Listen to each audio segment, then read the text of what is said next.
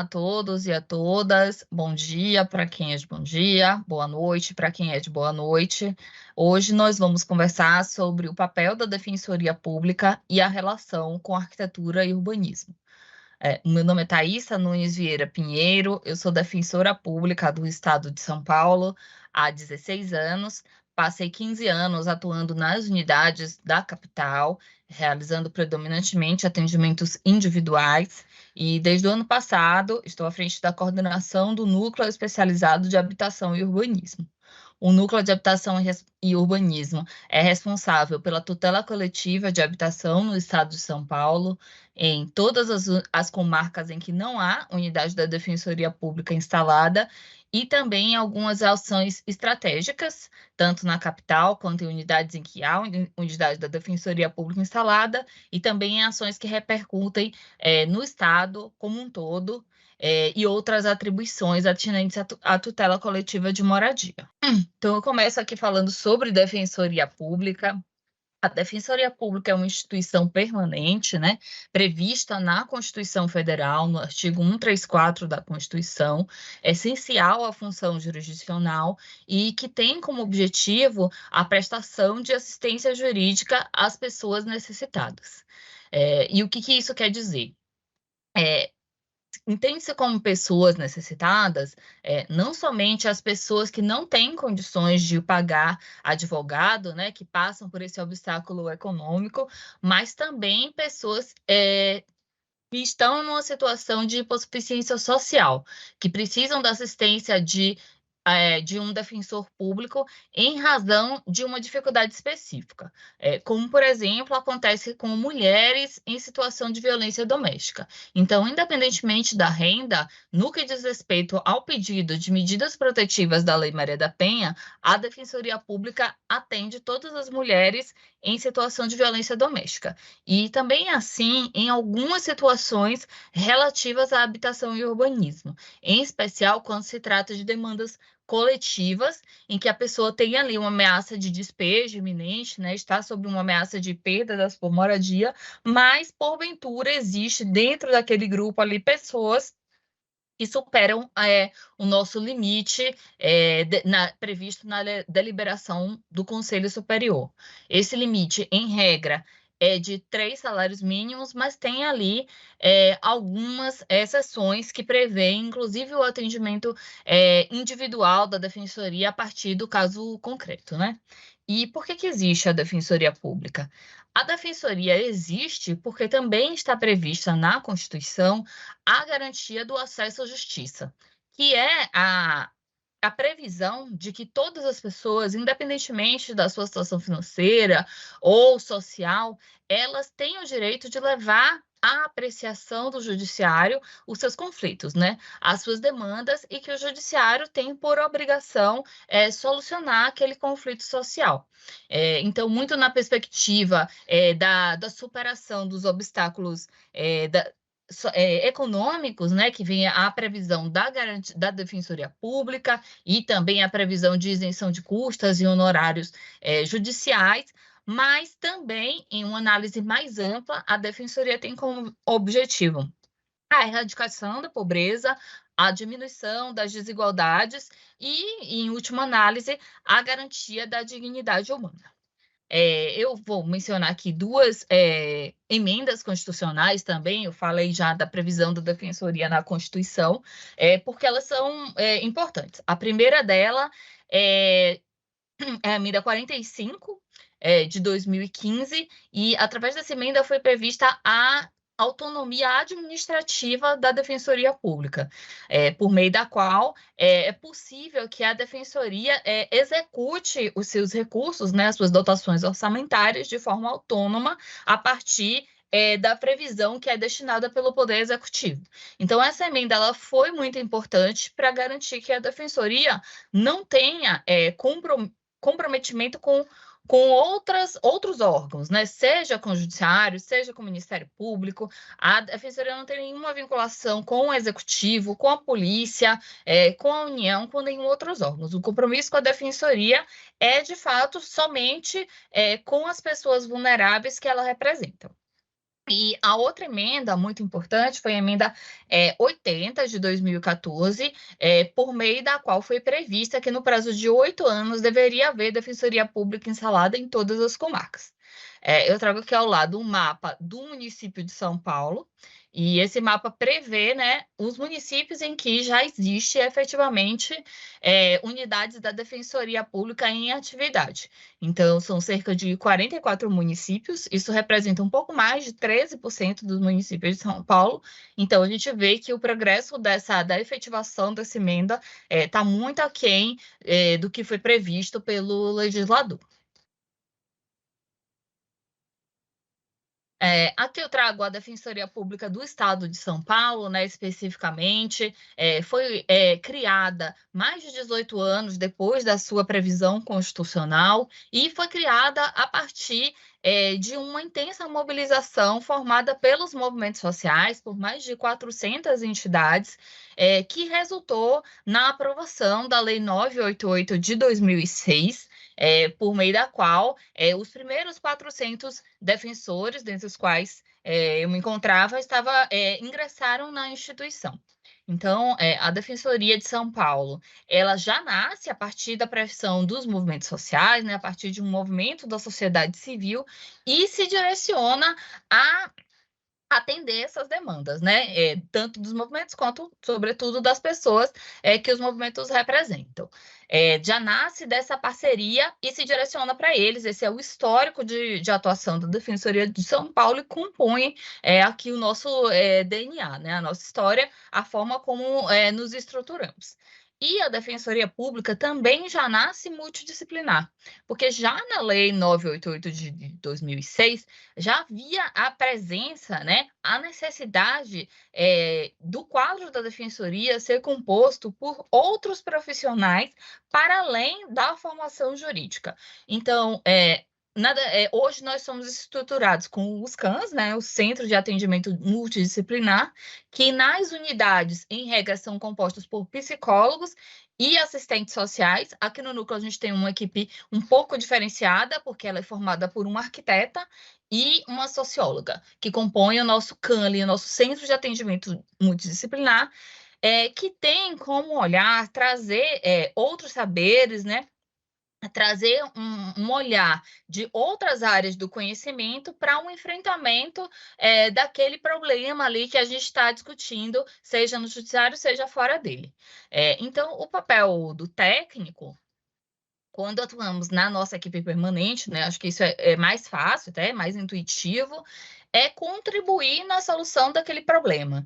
Então, conseguir solucionar aquelas demandas que chegam à defensoria de uma forma mais eficiente possível, né? Como um trabalho de equipe mesmo. Então, é sempre pensar nas possibilidades técnicas de soluções a partir da defesa que está sendo estruturada conjuntamente, não? Então, a gente tem o hábito de realizar reuniões, né, de discutir o caso, de apresentar ali as diversas perspectivas, e que, mesmo no caso da indicação do convênio com o arquiteto, né, é possível que isso aconteça especificamente para aquele caso concreto.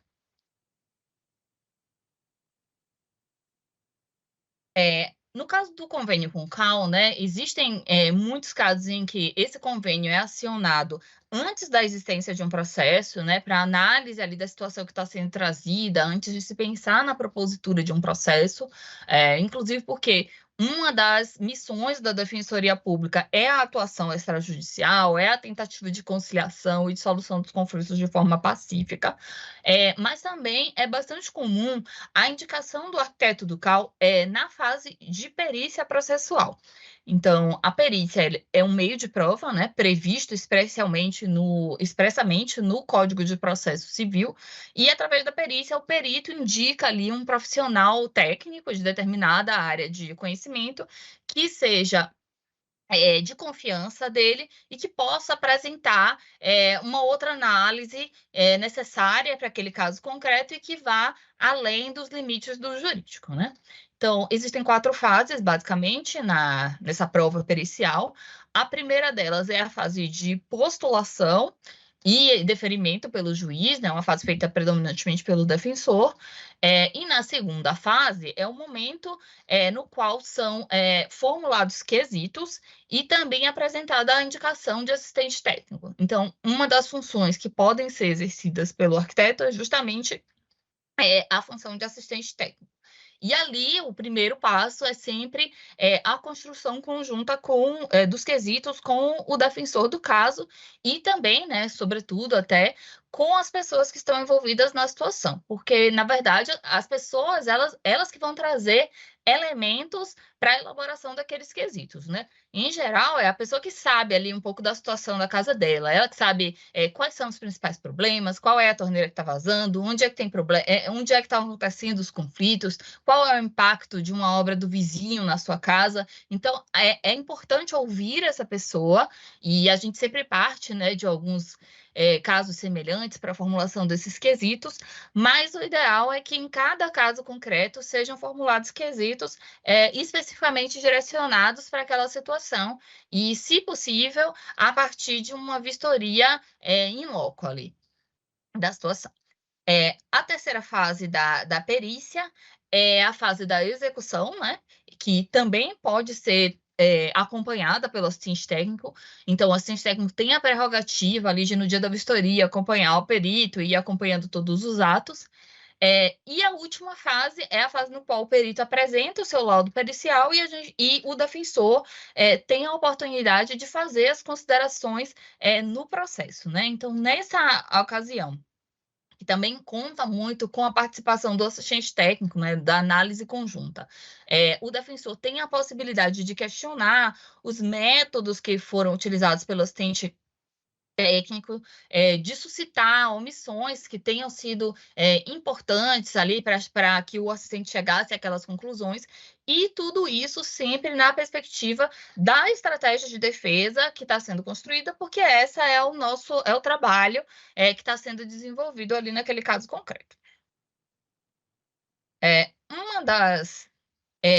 Uma das mais comuns, né, indicações que são feitas ao arquiteto do CAL, e sobretudo nas ações individuais, é a indicação para as ações de uso capião. Então, no caso do uso capião, talvez o ponto mais relevante seja o fato de que esse convênio ele é direcionado, na maioria dos casos, para a apresentação de um futuro registro no cartório de registros imobiliários. Então, é muito importante assim, uma estrita observância do que está previsto na matrícula do imóvel. Além, é claro, de outros fatores ali que são importantes para analisar o uso capião. Como, por exemplo, se aquele imóvel tem uma saída independente para uma via pública, ou se ele está encravado, como é que funciona, né? A organização ali, qual é o tempo de posse, isso é um ponto muito importante, assim, para todas as espécies de uso capião. E também quais as condições do imóvel. Eu trago aqui algumas espécies de uso capião, né? Cada uma delas tem requisitos específicos, e é importante, por ocasião do relatório presencial, identificar ali quais são os requisitos da espécie de uso capião que está sendo abordada, para que sejam enfrentados no relatório, naquele parecer, se estão presentes aqueles requisitos, né? Então, o principal, o requisito básico da uso capião é a existência de posse com animus domini, né? Com a intenção de se tornar dono daquele imóvel. No caso da usucapião extraordinária, ela tem um tempo mais dilatado, de 15 anos, mas ela não tem outras exigências para além desses dois critérios. A usucapião ordinária, ela reduz o prazo para 10 anos, mas ela já indica ali a necessidade de observância do justo título e boa-fé, que seria um documento por meio do qual faça a pessoa acreditar na legitimidade daquela posse. Ou seja, faça a pessoa acreditar que ela adquiriu de alguma forma aquela posse, e em geral o que acontece é que na hora que ela tem algum conflito, ou que ela vai ao cartório, ela descobre que o documento que ela tem não é suficiente para que ela possa se tornar tornar efetivamente proprietária nos termos em que a nossa lei preconiza. A nossa lei diz que só é proprietária aquela pessoa que tem o nome averbado na matrícula de registro imobiliário. Tirando isso, não é considerado proprietário. Existe também a uso capião especial rural, que tem ali uma previsão de 5 anos, né, uma redução no prazo, mas tem o limite de 50 hectares por família, e esse imóvel tem uma utilização específica que precisa ser para fins de moradia e também para produção agropecuária, e a uso capião especial urbana, né, que é aquela que também tem um prazo reduzido de 5 anos, previsto na Constituição, mas que também tem uma destinação atrelada a fins de moradia no perímetro urbano. Existe a uso capião especial urbana individual, que é essa, e existe a uso capião especial urbana coletiva. Então, no caso da coletiva, cada família fica ali com um percentual da área, né, com uma fração ideal do imóvel, só que a totalidade do imóvel, o tamanho do imóvel total, dividido pelo número de famílias, não pode ser superior a 250 metros. Então, tem esse requisito específico. E aí, dando continuidade, no caso da uso capião coletiva, especificamente, que é uma das matérias aqui muito tratadas no núcleo de habitação, mais abordadas no âmbito do núcleo de habitação até, mas também nas unidades, é muito importante pensar nessa questão, estar atento a todas essas questões de titulação, mas não perder de vista também o contexto no qual aquele imóvel se insere. Porque esse contexto compõe o conceito do que significa a moradia digna, né? Então, existe a precariedade, indicar ali no relatório, no parecer, quais são as condições de precariedade, que podem se dar por vários motivos, seja pelo material construtivo, seja pela falta de acesso a serviços essenciais, seja pela inexistência de pavimentação naqueles imóveis, e indicar ali, mas a precariedade, é importante dizer que a gente fala da precariedade, enfrenta a precariedade na perspectiva de que aquilo não pode ser um limitador para o exercício do direito à moradia, né? Que é preciso enfrentar a precariedade para, paulatinamente, que ela seja superada. Essa foto aqui é uma foto de uma das ocupações que a gente acabou de visitar, a ocupação Morro do Fórum, e ela trata também de questões, uma ocupação urbana, né? Ela traz também diversas questões de precariedade e, simultaneamente, com questões de risco. Eu trago aqui um pouco também de uma outra foto, né, de uma outra ocupação que o núcleo de habitação acompanha. É um imóvel aqui no centro de São Paulo. E esse imóvel, ele foi indicado, né, os moradores receberam uma intimação para desocupar o imóvel, a princípio, em virtude do risco de ruína, né? Existia um risco de desabamento ali naquele imóvel. E aí, quando a gente foi elaborar um parecer do prédio, né, foi constatado ali que não existia, na verdade, sinais iminentes de ruína. Então, nunca é possível garantir com segurança absoluta que o imóvel não vai cair, né, especialmente sem analisar os projetos estruturais daquele imóvel, mas é possível a identificação de que não há ali sinais aparentes, como trincas, fissuras, que justificasse uma remoção iminente, né? Apesar de, na ocupação, já ter sido constatado ali a existência de problemas elétricos que justificavam melhorias habitacionais para que a população, as pessoas que moravam ali, continuassem a residir de forma segura, né? Então, o risco, a perspectiva de atuação no risco, que é sempre muito difícil no Poder Judiciário, porque o Judiciário ele trabalha com a palavra risco a partir da sua associação com remoção. Parece que o risco sempre tem que estar associado à necessidade de remoção total daquele lugar. E, na verdade, nem sempre é assim, né? O risco, muitas vezes, ele pode ser... É preciso mudar esse paradigma, na verdade, para pensar em trabalhar o risco na perspectiva das possibilidades de permanência da população. Não de qualquer permanência, mas a viabilidade técnica de mitigação desses riscos, né? De soluções técnicas que viabilizem as melhorias habitacionais necessárias para a permanência da população de forma segura. Então, isso é bem importante, a forma de atuação, né, a perspectiva de atuação corroborada ali, de acordo, né, trabalhando em conjunto com a linha de defesa, e nas hipóteses em que é necessária a realocação, e aí repetindo, né, a mitigação, ela é sempre uma medida que prefere a realocação. Ela é sempre uma medida que é exigida antes de se pensar a realocação, que é indicada para casos extremos, né, e para casos excepcionais. E essa realocação, quando existe remoção, ela sempre precisa ser vinculada às formas de atendimento habitacional, porque é preciso ponderar ali um risco reverso decorrente do fato daquela pessoa ficar sem moradia. Outro ponto que é comum, né, e possível de ser abordado nos relatórios, é, a, é uma diferença, uma discrepância entre os custos necessários para aquela desocupação, como, por exemplo, a retirada de entulhos, a guarda dos materiais, o transporte, carregadores, em detrimento de um eventual atendimento habitacional aos moradores. Então, basicamente, quando a gente fala de risco no judiciário, a ideia de elaboração de um parecer técnico na atuação defensiva é a indicação de quais são as melhorias habitacionais necessárias para que a população consiga permanecer em segurança naquele local.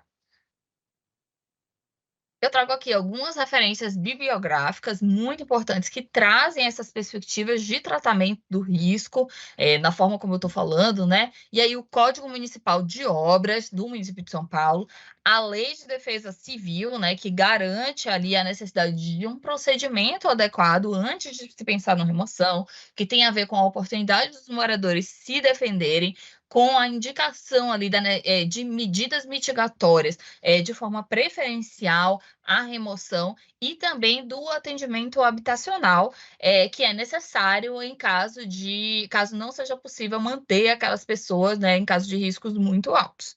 E trago também o CAJUFA, tem tanto de 2020, que trata dos riscos geológicos, quanto o de 2022, que trata das questões de segurança predial. O CAJUFA é um corpo de peritos técnicos que elaboraram um manual de orientações para os juízes da Fazenda Pública, visando ali abordar alguns pontos que são essenciais na hora de elaborar uma perícia, e também a indicação de algumas considerações importantes a respeito do tratamento do tema. E por fim, né, o manual de orientações da FIO Assessoria Técnica, que também é um material que já apresenta ali algumas indicações da forma de enfrentamento do risco, né, que é muito comum nas ocupações irregulares. Então, pessoal, muito obrigada. Eu encerro por aqui e seguimos à disposição caso remanesçam algumas dúvidas.